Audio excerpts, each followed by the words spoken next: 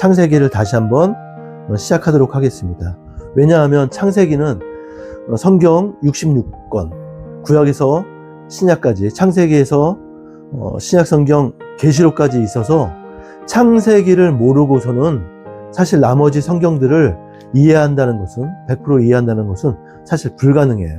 창세기라는 것은 가장 기초, 그죠? 기본이 될 수 있는 성경이거든요.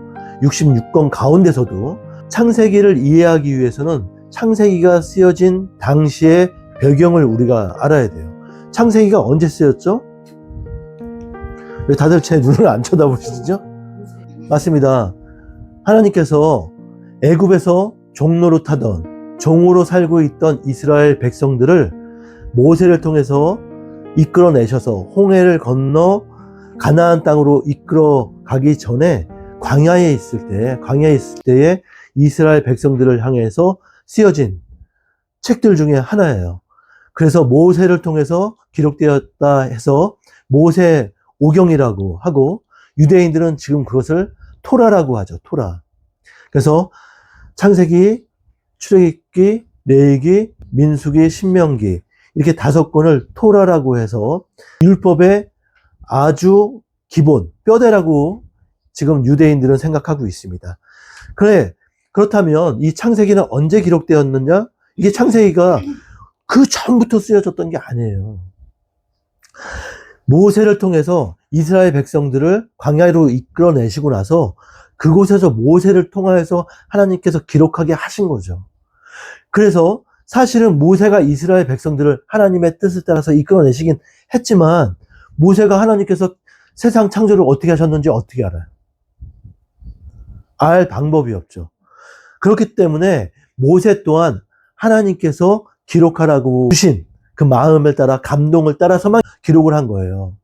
그래서 우리가 창세기를 읽을 때에 오해하거나 좀 잘못 생각하면 안 되는 것이 뭐냐면, 창세기는 하나님께서 세상을 이렇게 창조하셨다라고 해서 창조의 기사를 써놓은 책이 아니라는 거예요. 하나님 창조를 이러이러한 순서대로, 이러이러한 방법대로 만드셨어. 그러니까 너희들 이 질서를 잘 기억해라. 그게 아닌 거예요. 창세기에서 하나님께서 지금 이 시대를 살고 있는 우리들에게, 또한 첫 번째 독자였던 애굽에서 종노릇 하다가 자유인으로 나왔던, 시내산 언약을 맺었던 이스라엘 백성들에게 당신이 어떤 분이고, 또한 세상은 어떻게 창조되었는지 그것을 알려주시는, 선포하시는 그 내용인 거죠.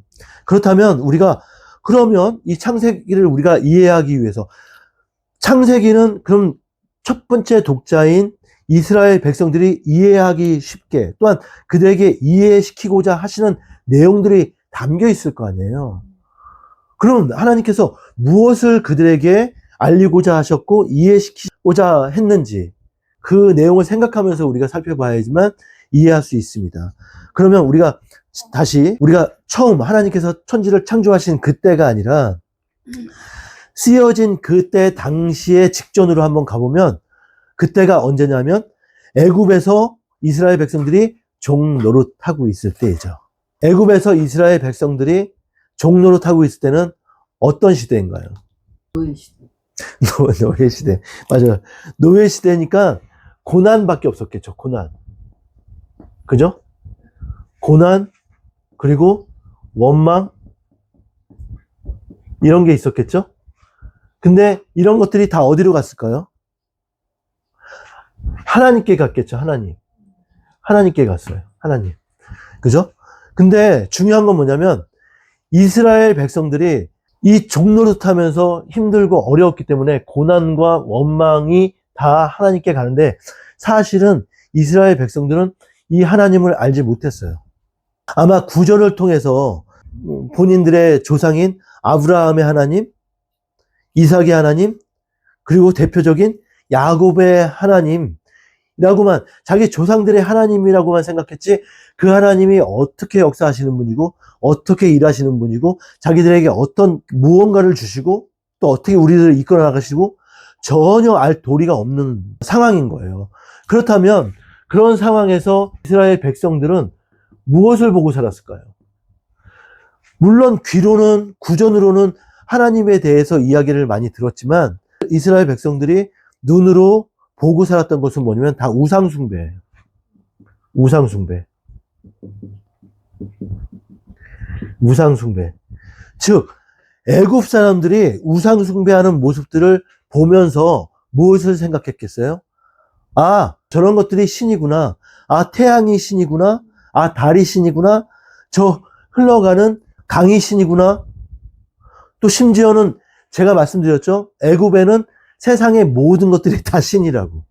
심지어는 하나님께서 출애굽 당시에 심판하셨던 파리나 이, 개구리 이런 것들도 심지어는 그 애굽에서는 신이었어요. 뭐 풍요를 갖다 주는 신, 뭐 그런 여러 가지 신들 중에 하나인 거예요.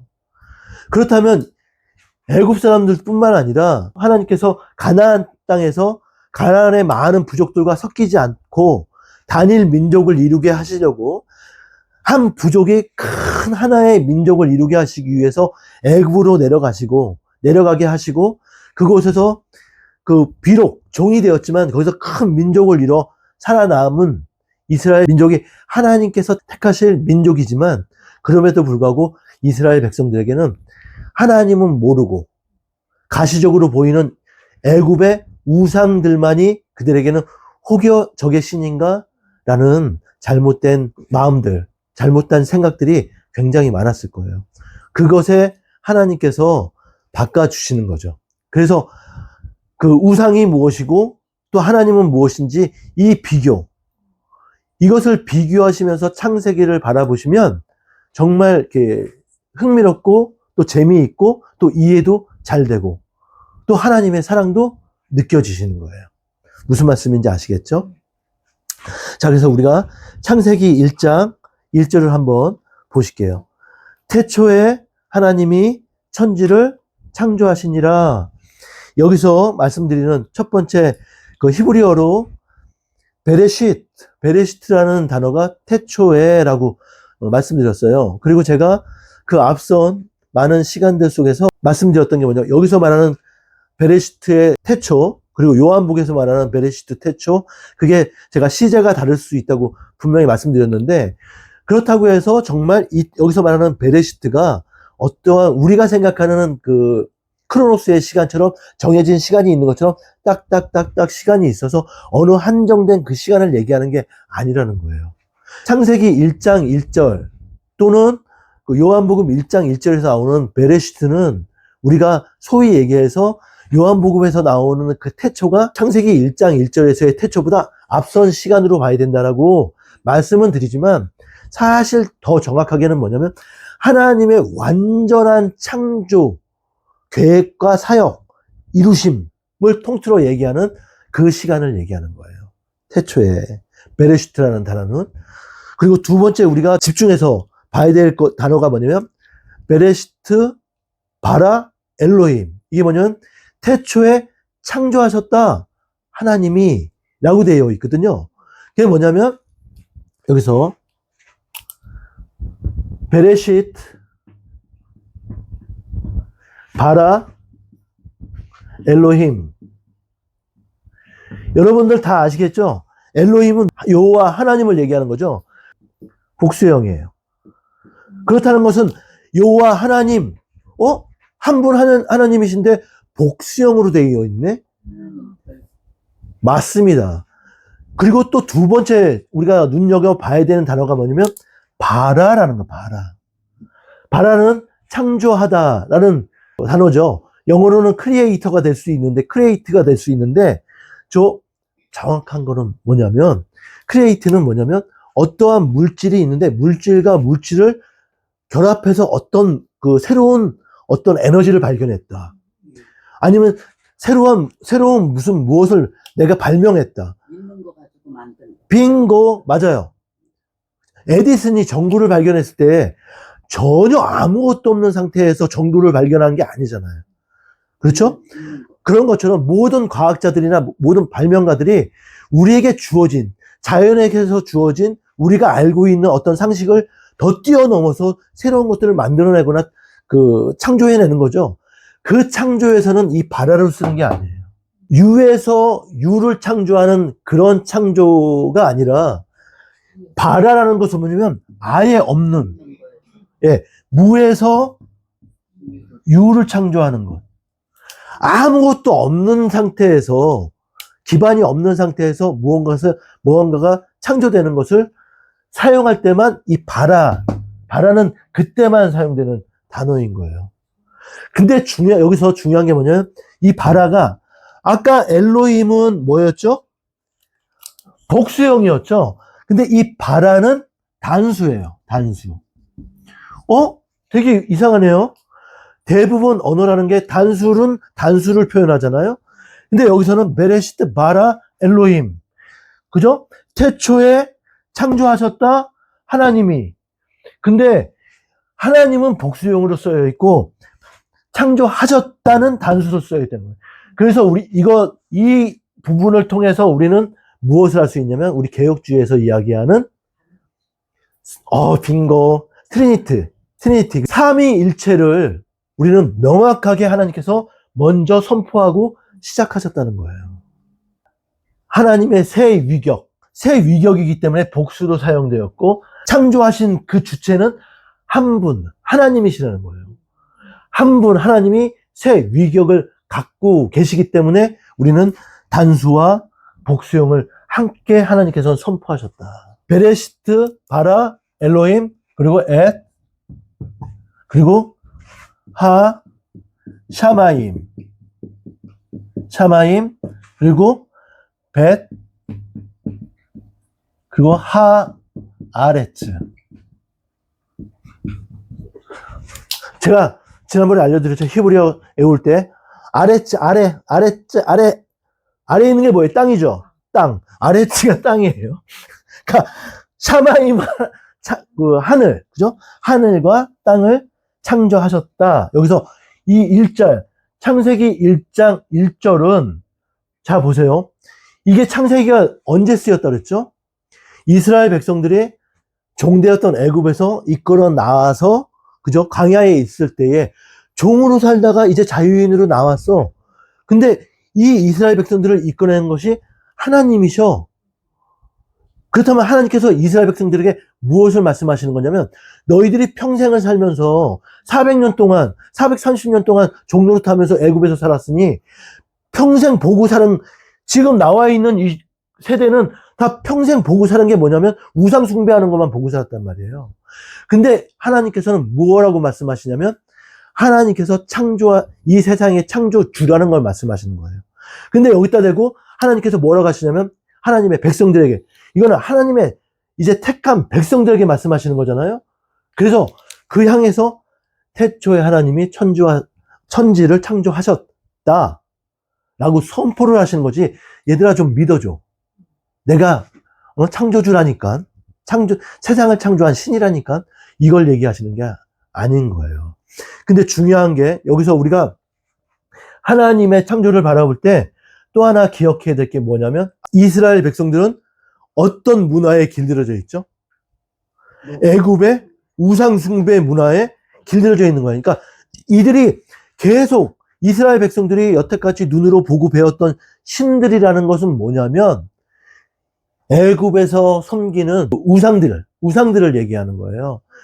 네, 맞아요. 거기서 우리가 알 수 있는 게 뭐냐면 2절을 볼게요. 2절은 땅이 혼돈하고 공허하며 흑암이 깊음 위에 있고 하나님의 영은 수면 위에 운행하시니라 라고 되어 있잖아요.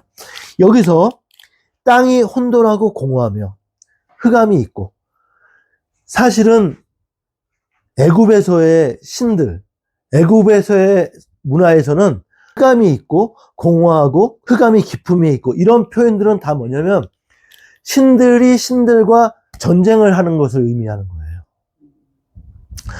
자, 애굽의 주신이 누구냐면 그 라라고 하는 태양신이에요. 그 태양신이 있고 태양신이 애굽을 다스릴 때에 약간 이 내용들이 어떤 내용들하고 비슷하면 그리스 로마 신화하고 좀 비슷해요. 그리스 로마 신화에 보면 신들끼리 싸우죠. 그리고 신이 지하세계에 있는 악마들, 괴물들과도 싸워요.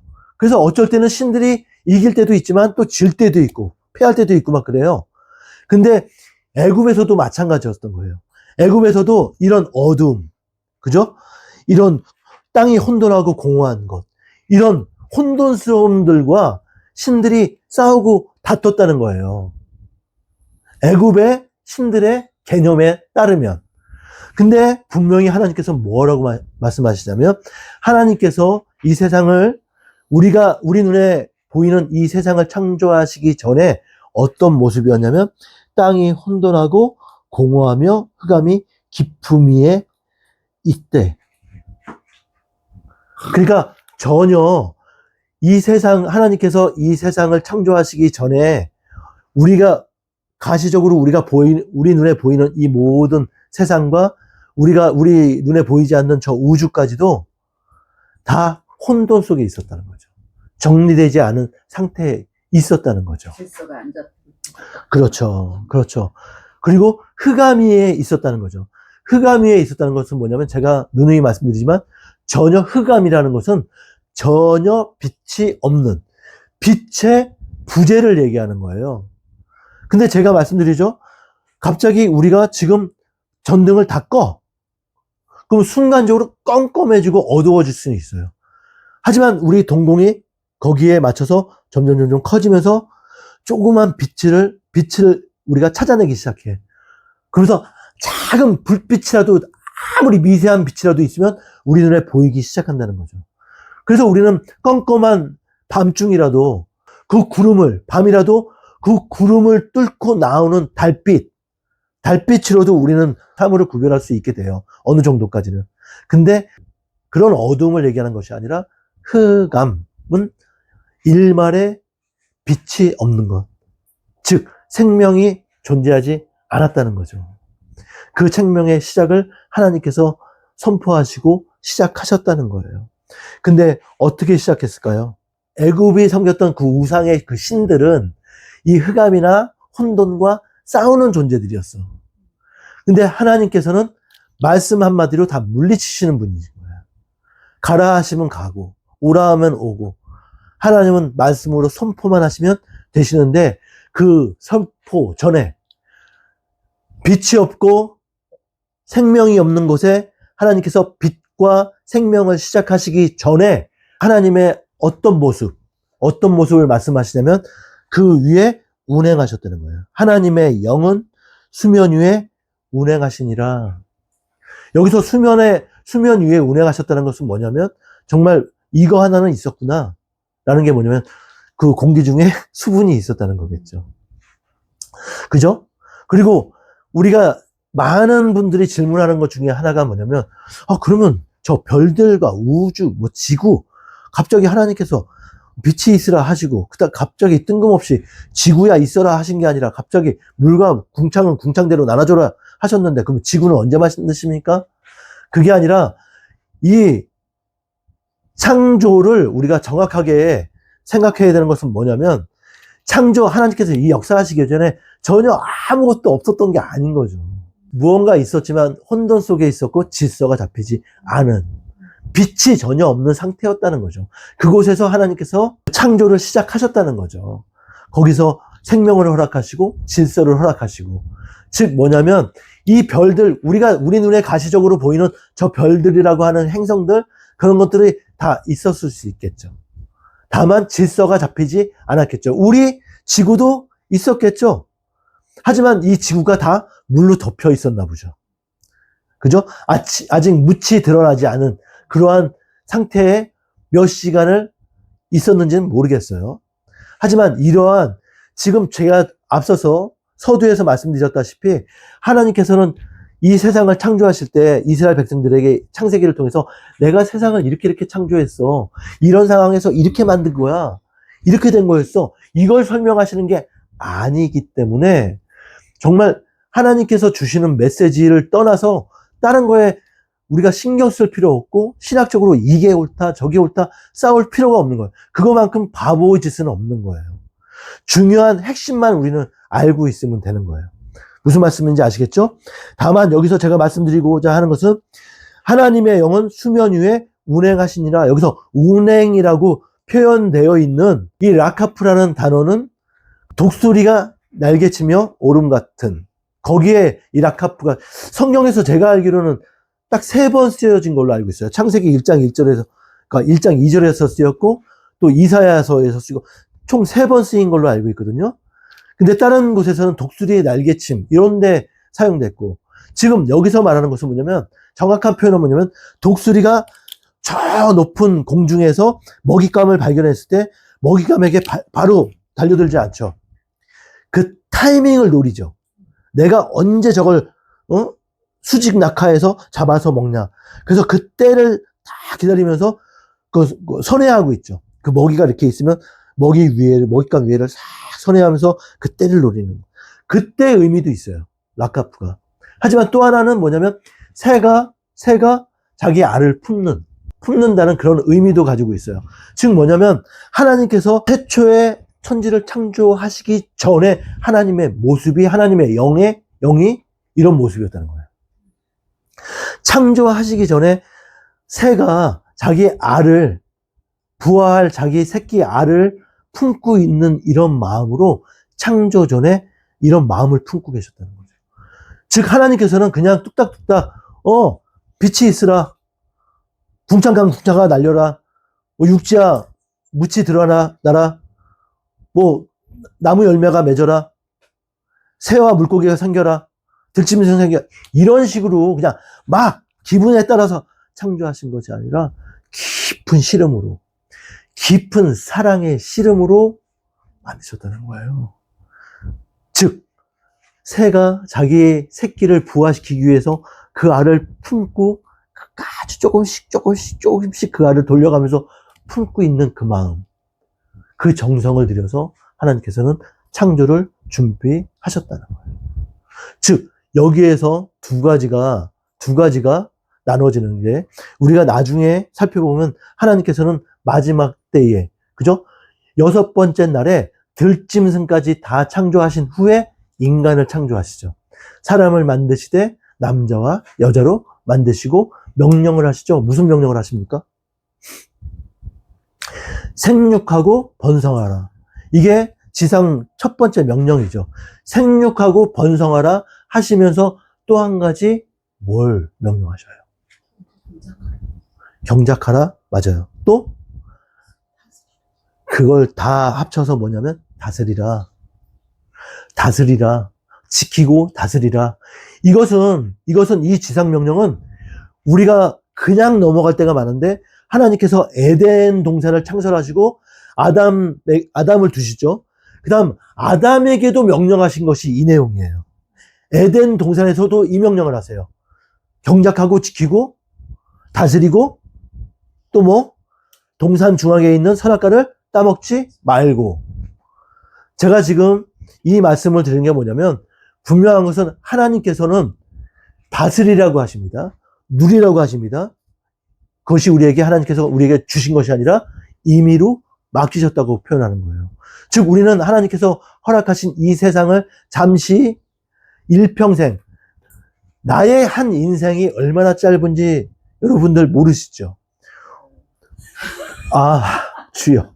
맞아요. 지금 여기 저보다 다 연세들이 많으신 집사님들이시니까 너무나도 잘 알고 계시지만, 혹시라도 저보다 50대 이하는 다 제가 인생을 살아보니까, 제가 군대에 있을 때, 말년 병장 때 어떤 마음이 들었냐면, 제대만 하면 내 인생이 나는 너무 잘 풀릴 것 같은 거야. 그리고 제대만 하면 그때부터 찬란한 나의 삶을 살 수 있는 것 같은 거야. 그리고 그 젊은 나의 그 일생이 영원히 갈 수 있는 것 같은 거야. 근데 제대하고 나서 그 고비고비 고생 다 하고 나서 지금 이 시간까지 왔을 때 정말 거짓말 안 하고 눈 깜짝할 사이로 지나간 것 같아요. 지금 내가 제대한 지가 몇 년이야? 지금 40년? 그죠? 제대한 지가 40년 되는데, 와, 이 시간이, 이 40년이라는 시간은 그냥 뚝딱 지나가는 거예요. 뚝딱 지나가는 거예요. 근데 우리는 우리는 100년도 못 살면서 1000년의 고민을 하고 산다잖아요. 하나님은 그걸 원하시는 게 아니시죠. 우리에게 이 한 세상을 살아가는 데 있어서 필요한 모든 것을 우리에게 임의로 허락하신 거예요. 근데 그 임의로 받은 그 은혜를 우리는 마음껏 즐기고 나누고 쓰면서 주님 찬양하면 돼요. 근데 사단이 우리를 그렇게 누리고 기쁘게 살게끔 가만히 놔두지 않죠. 제가 조금 전에 말씀드린 것이 무엇이냐면 이거 하나를 비교해 드리려고 하는 거예요. 자, 애굽에 있을 때 이스라엘 백성들은 애굽 사람들이 섬기는 우상들을 보고 살았어요. 그래서 애굽에서 말하는 그 신들이라는 뭐냐면 신들에게 있어서 인간의 개념, 애굽의 신, 애굽 신이 있고 여기 하나님 계십니다. 하나님 계시는데 애굽 신들에게 있어서 인간이란 뭐냐면 지를 떠받들어 섬기는 자들인 거예요. 자기의 명령을 따라서 자기를 섬기기만 하면 되는 거예요. 그러면 자기가 이 백성들에게 복을 주든 안 주든 그건 또 그때 가서 선택을 하는 자기들 마음이야, 얘네는. 그러니까 뭐든지 얘네는 먼저 받아야 돼. 너희들 나 잘 섬겨. 그런 존재가 애굽 신들, 우상 신들의 인간에 대한 이미지죠. 근데 이것이 애굽에 있는 우상들만 그런 게 아니에요. 지금은 어때요? 지금도 마찬가지죠. 소위 말하는 불교, 지금 제일 많은 게 무슨 종교죠? 우상 종교 중에 불교 좀 가장 크죠? 네, 불교는 뭐예요? 너무 책임감 없어. 석가모니가 자기도 어떻게 구원받는지를 모르는데, 그래서 너희들 알아서 너희들이 수행해서 석가모니가 되라, 부처가 되라. 근데 이건 진짜 석가모니가 한 얘기예요. 너희들 스스로 부처가 돼야지. 그래서 너희가 어떤 참 수행을 해가지고 그 경지에 일어서야지. 구원이 없는 거예요. 불교에는 없어요. 그리고 다른 이슬람은 이 유일하신 하나님을 잘못 섬기는 거죠. 제가 누누이 말씀드리지만 말로만 하나님 해놓고 자기들이 금신상 금송아지 만들어 놓고 이것이 하나님이다 해놓고 지들이 만든 하나님을 지들이 섬기는, 하나님을 우상화하는 거예요. 이슬람이나 지금 유대교도 마찬가지죠. 지금 이스라엘 맨날 전쟁하고 있는데 똑같은 거죠. 하나님을 두려워하는 민족이면 어떻게 그렇게 아무리 이방이라고 해도 이렇게 전쟁 터뜨리고 그 어린 아이들을 막 죽일 수가 있겠어요. 못하는 거죠. 그게 맞아요. 악한 거짓 영들에게 자기들이 붙들린 바 되어서, 매어 있는 바 되어서 그래요. 근데 하나님께서는 절대 그렇지 않으시죠. 이 애굽 신들만 그런 게 아니라 가나안 땅에 있던 모든 우상들이 다 그렇고 지금도 마찬가지예요. 지금도 인도 가보세요. 인도의 그 수많은 그 신들, 잡신들이 다 뭐라 그래요? 그 우상들이 다 지네들한테 와서 절하고 경배하고 자기들 떠받들라고 해요. 그러고 자기들 떠받들면 내가 너희들에게 복을 줄지 안 줄지는 그때 생각해 볼게. 그런 싸가지 없는 것들이 그 우상들인 거예요. 그 위대한 하나님의 형상과 모양을 따라 지음받은 인간을 갖고 놀려고 하는 그 거짓 것들, 더러운 것들, 그런 것에 속으면 안 되시는 거예요. 지금 우리의 영혼이 하나님께 달려 있어요. 우리는 하나님께 속한 자들인 거예요. 자, 보세요. 인도에는 아직도 인신제사가 있다고 하더라고요. 근데 지금도 있는지는 모르겠어요. 근데 진짜 그 15년 전인가 내가 어떤 여자 선교사님 얘기 이렇게 들었는데 그분도 인신제사 하는 걸 목격하셨다는 거야. 하나님, 악하고 악한 것이죠, 그것은. 대부분이 이 우상이라는 것은 뭐냐면, 마음껏 하나님이 만드신 이 인간의 탈을 쓰고 있는 인간들이 지들에게 절하고 지들을 섬기라고 하는 거예요. 지들을 즐기는 거예요. 얼마나 즐겁겠어요. 제가 여기 말씀드릴 때 뭐라고 말씀드렸죠? 1장 맨 마지막에 무엇이 나오냐면, 하나님께서 인간을 하나님의 모양과 형상을 따라 지음 받은 인간에게 명령하신 것이 무엇이냐? 다스리라. 하나님이 창조하신 모든 것을 우리에게는 다스리라 하셨어요. 그리고 인간에게만큼은 흙으로 사람을 지으신 후에 그 코에 생기를, 하나님의 직접 코에 생기를 부어 넣어 주셔서 하나님이 창조하신 창조 피조물 가운데 유일하게 인간만이, 사람만이 사람이 있는 생명이 되는 거예요. 유일하게 하나님의 기운이 우리 몸에 들어있는 생명이 된 거죠. 근데 사단이 이 우상이라는 거짓 것들의 형상을 가지고 인간들이 지들한테 하나님의 기운이 들어있는 생명이 된 인간이 생명을 받지 못한, 생명도 아닌 이까짓 것들이 지들한테 절하라고 하는 거예요. 얼마나 기분 좋겠어. 또 하나님은 반대로 얼마나 속상하시겠냐 이거예요. 정신 차리세요. 정신 차리세요. 우리는 하나님께서 이 땅에 허락하여 주신 이 세상 모든 만물을 다스리는 자들이지, 그것들에게 대해서 생명 없는 것들에 절하고 돈 갖다 바치고 뭐 정성을 갖다, 아니에요. 세상에서 가장 미련한 것들이 그런 행동들을 하는 사람들인 거예요. 미련해서 그런 거예요. 거짓 것에 속아서 그런 거예요. 아니요.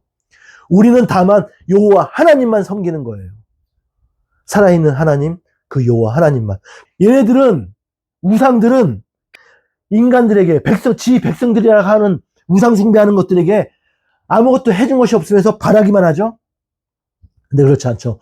하나님께서는 인간을 창조하실 때 조금 전에 말씀드렸지만 당신의 모양과 형상을 따라 유일하게 사람을 만드시고 또 유일하게 그 코에 생기를 부어 넣어주셔서 생명이 되게 하신, 당신의 것을 다 주셨어요. 우리는 착각하면 안 돼. 예수님께서 십자가에서 우리의 죄를 대신해서 죽어주셨을 때, 그때만 우리 주님께서 당신의 목숨을 다 내어주셔서 우리를 사랑하셨구나. 아니죠. 그게 처음이 아니죠. 우리 인간을 창조하실 때부터 당신의 모양과 형상을 따라 지어주시고 그 코에 당신의 영을, 생기를, 호흡을 불어 넣으셨어요. 더 이상 뭘 줘, 우리한테? 창조주 하나님께서 피조물인 우리에게 더 이상 뭘 주시냐고요. 하나님의 창조주의 주권 외에는 우리에게 다 주신 거예요. 다 누리라고 임의로 허락하신 거예요. 그것뿐입니까? 자, 보세요. 우상 섬기는 것들은, 우상들은 백성들에게, 지 섬기는 인간들에게 계속 끊임없이 섬기라고 하죠. 그리고 뭐예요? 안 섬기면 또 벌 줘. 벌 준다고 하죠. 저주를 내린다고 하죠. 아니요. 하나님께서는 모든 것 다 내어주시고 또 내어주시는 거예요. 하나님이 사람을 지으시고 뭘 바라셨나요? 세상을 다스리라고 명령하신 것, 생육하라고 번성하라는 것, 다 하나님을 위한 건가요? 아니요. 우리를 위한 거죠. 우리를 위한 거죠. 그 하나도, 하나님을 위한 것이 하나도 없다. 즉, 하나님께서는 처음부터 당신의 것을 다 우리에게 내어주시면서 사랑을 표현하셨고, 우리에게 하나님께서 허락하신 것을 임의로 다 누리라고 다 내어주셨고, 단 딱 한 가지 창세기 1장 통해서 우리가 알 수 있는 것은 하나님이 우리 인간을 이렇게까지 귀하게 만드신 이유가 있다는 거죠. 그것이 무엇인가? 그것을 알아봐야 되는 거죠. 그러면 그것을 알기 위해서는 하나님의 창조 순서를 우리가 살짝 보면 돼요. 창조 순서가 뭐냐면, 첫 번째는, 첫날은 뭐죠? 빛이 있으라. 그죠? 빛. 그냥 대충만 쓸게요. 빛. 그 다음 궁창이 나눠주는 거. 궁창과 궁창. 그래서 궁창과 궁창 사이를 하늘이라 하시죠. 그 다음에 묻이 들어가는 것. 묻, 육지죠. 그리고 무육지가 들어가니까 바다가 갈리는 거죠. 그리고 바다 물고기와 새. 그죠? 아니구나. 그리고 넷째 날을 정확하게 아셔야 되는 게, 넷째 날은 뭐 태양을 만들고 그런 게 아니에요. 해, 달, 별을 정리를 하시는 거예요. 아까 제가 혼돈 속에 있다고 그랬잖아요. 혼돈 속에, 이미 혼돈 속에 그 별이라는 것은 뭐냐면, 태양이 빛이 생기면서 그 빛이 반사되면서 우리에게 별일이 반짝거리는 것이고, 그렇기 때문에 네 번째 날은 뭐냐면 절기를 주신 거예요. 절기.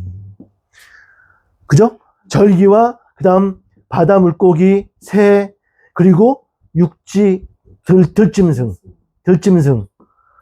이렇게 여섯째 날까지 다 창조가 끝나신 이후에, 모든 것을 마치신 이후에 하나님께서 좋았더라. 그 표현이 뭐냐면, 거기서 말씀드리는 게 제가 지난 시간에도 말씀드렸는데, 거기서 좋았더라에서 쓰였던 히브리어가 토부. 이 토부는 뭐냐면, 그냥, 나 기분 좋아. 나 이거 드디어 다 만들었네. 기분 좋아. 이게 아니라, 하나님이 창조하심이 완전하시다는 거예요. 완벽하시다는 거예요. 그래서 좋았더라. 6일까지 창조하신 후에, 모든 걸 다 창조하신 후에 인간을 만드셨죠. 인간을 창조하시죠. 근데 가만히 보세요. 하나 보면, 작게는 앞에 있는 것은 뒤에 있는 것을 위에서 준비되는 것들이에요. 그죠? 하나. 그죠? 만약에 묻이 드러나지 않았는데, 지금 육지와 바다가 나눠지지 않았는데, 바다가 없는데 물고기가 생기면 안 되잖아. 바다가 있고, 그 다음 묻이 드러나고, 묻에 나무와 나무 열매, 가지가 있어야 새들이 앉아서 쉬기도 하고, 그 열매를 따먹기도 하고. 그죠? 그리고 육지도 없고, 뭐 따먹을 것도 없고, 먹을 것도 없는데, 들짐승을 만들면 들짐승이 어디서 살려는 거야? 모든 것들이 하나하나. 그리고 이 묻이 드러나고 그런 것도, 그 다음에 이런 생물들을 낳게 하시는 것도 네 번째 날에 절기를 허락하셨기 때문에, 절기가 있으니까 그 안에서 그 많은 수많은 열매 맺는 채소들이나 나무들이나 실과들 이런 것들이 나와서, 그것들이 봄, 여름, 가을, 겨울 이 절기를 따라서 새 잎이 나오기도 하고, 가을이 되면 그 잎이 지기도 하는 거예요. 제가 한번 말씀드린 적이 있는데, 더운 나라에 가면 잎이 항상 푸르잖아요. 우리나라 같은 경우는 사계절이 뚜렷하니까 가을만 되면은 왠지 옷깃을 탁 여미고 분위기 잡고 싶은 그런 경치가 돼. 왜냐하면 푸르렀던 이 들판이나 산들이 다 가을이 되면 노랗게 물들고 빨갛게 물들고 낙엽이 지죠. 낙엽이 왜 지는 거예요? 그 푸르렀던 낙엽이 점점 이제 늙으니까 말라서 그 색이 변화되는 거잖아요. 그래서 우리는 알잖아요. 이제 가을이 되니까 잎이 떨어지고, 또 겨울이 오고, 또 봄이면 다시 새 잎이 나오겠구나. 근데 제가 베트남에 가 있을 땐가 보니까 파란데 떨어져. 나도 아프리카 가니까 예. 나무가 가로수인데 예. 파란데 그냥 떨어지더라고. 아프리카도 그러죠. 근데 이게 파란데도 떨어져. 그리고 거기서 또 새 잎이 나오고.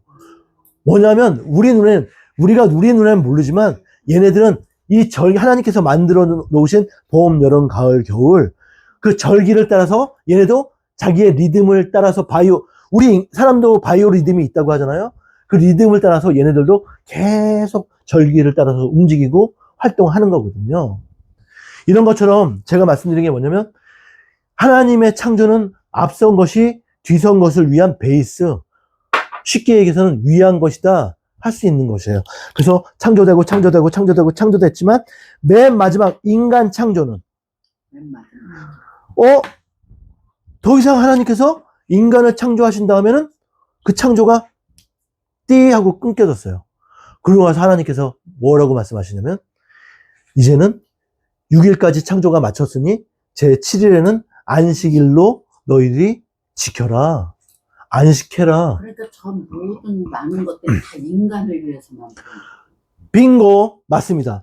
이 모든 창조는 맨 뒤에 창조된 인간을 위한 창조이신 거예요. 그리고 하나님께서 7일째 되는 날 그냥 너희들에게 수고했으니 쉬어라 하는 것이 우리가 피곤하고 뭐 힘들고 막 그러니까 야 6일 동안 일했으면 좀 하루는 좀 쉬어줘야 되는 거 아니냐? 좀 쉬어. 걱정하지 말고 쉬어. 이런 의미가 아니라 무슨 의미냐면 안식이라는 것은 6일의 창조가 완벽하니 7일에는 쉬라는 거예요. 근심 걱정하지 말라는 거예요. 즉 우리들에게 6일을 일하고 맨 마지막 7일에 일주일에 하루 쉬라고 하시는 것은 뭐냐면 그것이 하나님은 이 창조뿐만 아니라 이거는 하나의 그 모델인 거예요. 모델인 거고 하나님께서 지금 이 시간을 살아가고 있는 우리들에게 뭐라고 말씀하시냐면 네 인생, 너의 삶 내가 완전히 지킨다. 완벽하게 완전한 창조를 하신 그 하나님께서는 우리의 삶, 한 사람 한 사람의 삶 또한 하나님께서 완전히 지키신다. 그러니까 쉬어라. 즉 피곤한 육신만 쉬라는 게 아니라 마음을 평안하게 하라는 거예요. 내 마음이 평안함으로 에이레네의 즉 샬롬을 누리려면 하나님으로부터 주어지는 참 평안, 샬롬을 누리기 위해서는 무엇이 필요하죠? 내 마음에 하나님을 향한 신뢰, 믿음이 필요하죠. 즉 하나님께서는 뭐라고 하시냐면 너희들 생활 속에 근심 걱정 그런 거 다 허상이야.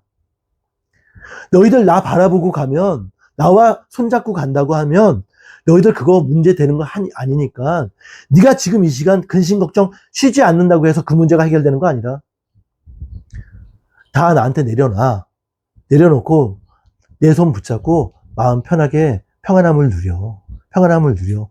즉 하나님께서 안식하라고 하신 것은 뭐냐면 우리 삶 속에 우리의 삶을 지키시는 우리의 삶을 이끌어 가시는 그 하나님은 완전하시니 우리가 조급하게 생각하거나 근심 걱정할 필요가 없다는 거예요. 모든 문제와 근심 걱정이 커 보이고 우리에게 어려움으로 다가오는 것은 다 내가 만드는 허상인 줄 믿습니다. 즉 하나님께서는 6일간의 창조를 하시고 나서 뭐라고 하시냐면 완전하다. 맨 마지막에 6일째는 쉼이 좋았더라 하시는 것은 내가 너무 완벽하구나. 너희들 쉬어라 하시는 거예요. 그렇다면 여기서 하나, 둘, 셋, 6일까지 다 창조하신 후에 맨 마지막으로 인간을 창조하셨어요. 그 다음 인간 창조하신 후에는 하나님께서 완전하니 쉬어라, 안식하라 하셨죠?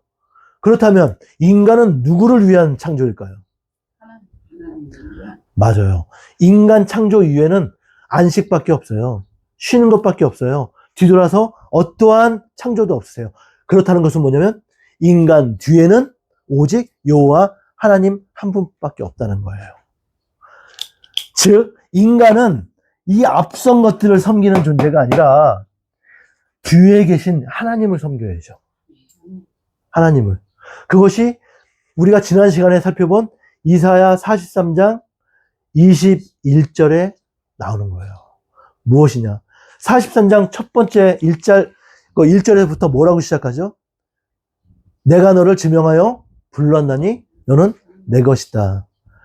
라고 하시면서 중간에 무엇을 말씀하시냐면 11절인가 13절에 무엇을 말씀하시냐면 하나님의 영광을 위해서 당신의 영광을 위해서 인간을 만드셨다는 거예요. 그리고 그것이 좀 더 세세하게 표현하기는 21절에 가면 여호와 하나님께서 무엇을 말씀하시냐면 내가 택한 백성들로 말미암아 내가 찬양 받으시려고. 즉 하나님께서는 이 모든 창조, 모든 하나하나의 6일간의 모든 창조를 마치신 후에 그 이후에 당신의 모양과 형상을 따라 인간을 지으시고 그 코에 당신의 호흡을 넣으셔서 우리 또한 생영이 살아있는 영이 되게 하셨죠. 그리고 나서 살아있는 영, 당신의 모양을 따라 지은 우리 사람들로 하여금, 인간들로 하여금 당신의 창조를 찬양하게 하시기 위해서. 거기서 말하는 찬양은 우리가 곡조 붙은 노래인가요? 내 주를 이런 찬송가만 얘기하는가요? 아니죠. 여기서 말씀드리는 찬양, 하나님께서 영광 받으시기 위한 그 찬양은 뭐냐면 하나님의 이 창조를 창조가 완전하시니 우리는 이 창조를 신뢰해라. 즉 하나님을 창조주 하나님으로 인정해라. 즉 하나님을 창조주로 인정하는 것이 뭐냐면 하나님을 경외하는 것이다. 무슨 말씀인지 아시겠죠? 하나님을 경외하는 것이 지혜의 근본입니다. 잠언, 그죠? 잠언의 맨 마지막에 핵심이 이거거든요. 여호와 하나님을 경외하는 것이 지혜의 근본이라는 거예요. 지혜, 즉 뭐냐면 지혜의 근본이라는 것은 뭐냐면 지혜의 시작이 뭐냐면 하나님이 이 세상을 창조하셨다. 즉 하나님을 창조주로 인정하는 거에서부터 지혜가 시작된다는 것이죠.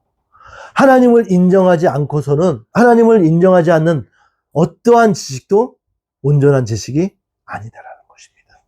지금 이 시간 하나님께서는 우리 사람만큼은 사실 이거 아시죠? 우리 사람이 하나님이 창조하신 모든 창조물 가운데 사실 하나님이 명령만 안 하셨으면 제일 연약해. 우리 지금 솔직히 말해서 옷 홀딱 벗겨가지고 저 산속에다 넣어놔봐. 제일 못 살걸? 아주 그냥.